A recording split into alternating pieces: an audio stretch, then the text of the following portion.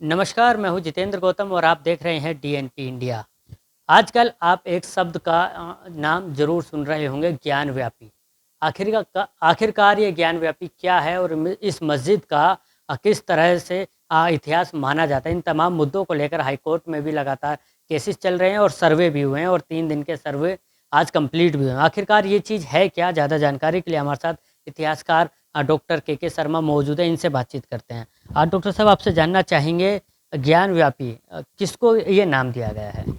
देखिए बेसिकली तो क्या है कि ज्ञानवापी एक कूप है, जिसको ये माना जाता है कि यहाँ पर ज्ञान एक तरह से भगवान शिव को मिला था। स्कंद पुराण में इसका वर्णन है कि भगवान शिव जब रुद्र रूप में इस क्षेत्र में काशी में आए थे, तो वो रुद्र में थे और उन्होंने त्रिशूल से एक कुएँ का को बनाया, और जब उस कुएँ के जल से स्नान किया तो रुद्र, क्योंकि क्रोध का वो है, तो वो सारा क्रोध उनसे शांत हो गया, और क्रोध शांत व्यक्ति के ज्ञान से ही होता है।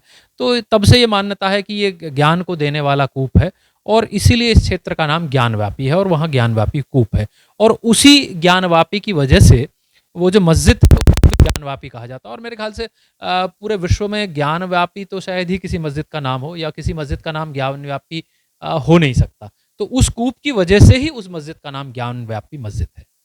ये तो आपने बताया, जो पौराणिक इतिहास की बात करें, अगर हम इसका वैसे इतिहास की बात करें कि कहा जाता है कि मस्जिद पहले यहाँ थी या फिर मंदिर यहाँ पहले था, इन तमाम मुद्दों पर आपकी क्या राय है? देखिए, ये तो जो इतिहास है, मैं हमेशा ये कहता हूँ, उसमें हम सत्य का अन्वेषण करते हैं, और इतिहासकार का कर्तव्य भी यही है कि सत्य को खोज के निकाल के लाएं।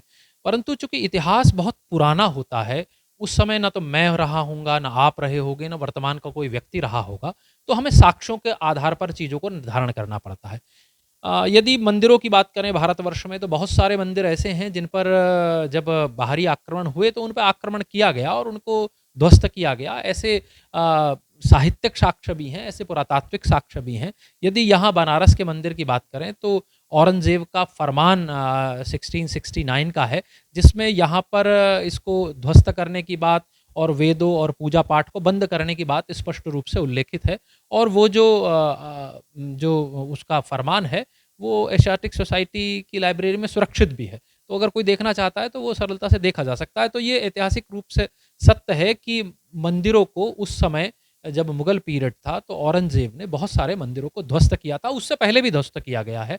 कुतुबुद्दीन ऐबक ने भी जो गौरी का एक तरह से कमांडर था, उसने सबसे पहले काशी पर भी आक्रमण किया था, और वहाँ वहाँ भी मंदिरों को ध्वस्त करने की बात की गई थी। उसके बाद जौनपुर का एक सुल्तान था, उसने भी 1400 कुछ में इस क्षेत्र पर आक्रमण किया, इस मंदिर पर आक्रमण किया। तो लगातार आक्रमण होते रहे हैं, बहुत सारे मंदिरों पर आक्रमण होते रहे हैं, क्योंकि मंदिर क्या रहे हैं, मंदिर संस्कृति का केंद्र रहे हैं, है ना? चाहे उस संस्कृति के केंद्र को जब कोई दूसरी संस्कृति आती थी, तो वो समझती थी अगर इस संस्कृति के केंद्र को हम समाप्त कर दें, तो शायद हमारी संस्कृति या हमारा धर्म अच्छी तरह से यहाँ विकसित हो पाएगा। तो शायद इसलिए मंदिरों को निशाना बनाया गया, और विशेष रूप से उन मंदिरों को निशाना बनाया गया जो ज़्यादा श्रद्धा के केंद्र थे, या जो ज़्यादा जिस पर हिंदुओं की आस्था थी। इसलिए ये सारे विवाद आज हमारे सामने आ रहे हैं। अच्छा, अगर बात करें इन 3 दिन के सर्वे की, तो 3 दिन के सर्वे के बाद जो अभी बातें सामने आ रही हैं, शिवलिंग को लेकर बातें सामने आ रही हैं, कुछ देवी-देवताओं की मूर्तियों को लेकर बातें सामने आ रही हैं जो खंडित हैं। इसके अलावा पश्चिमी दीवार पर कहा जा रहा है कि स्वास्तिक के चिन्ह भी वहाँ पर मिले हैं। तो हालाँकि इसकी अभी पुष्टि नहीं हो पाई है, जो भी बात है कही जा रही है दोनों पक्षों की ओर से। तो इसको लेकर क्या कहेंगे? देखिए, ये सारी बात जो आप कह रहे हैं मीडिया में लगातार आ रही हैं, और वो जो कमीशन है, उसमें जो लोग गए हैं वो कानून के जानकार हैं, वो लॉ के जानकार हैं। उसमें कोई अभी ऐसा व्यक्ति नहीं है जो इतिहास का जानकार हो, पुरातत्व का जानकार हो।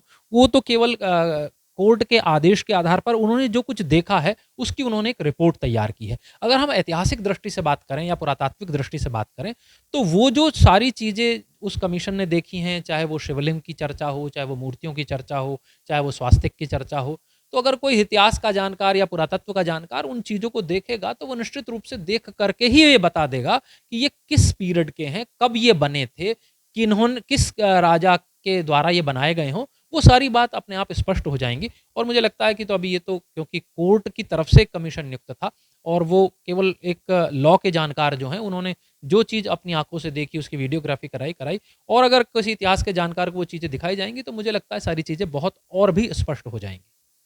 तो बिल्कुल देखिए, ये थे हमारे साथ डॉक्टर के शर्मा, जिन्होंने बताया कि किस तरह से ज्ञानव्यापी कूप को पहले कभी इस्तेमाल किया जाता था और उसके बाद लगातार जिस तरह से बदलाव आए हैं। अब हालाँकि देखने वाली बात ये होगी कि कल जब सुनवाई होती है तो उसमें क्या फैसला निकल कर सामने आता है। गाज़ियाबाद से मैं जितेंद्र गौतम, डीएनपी इंडिया।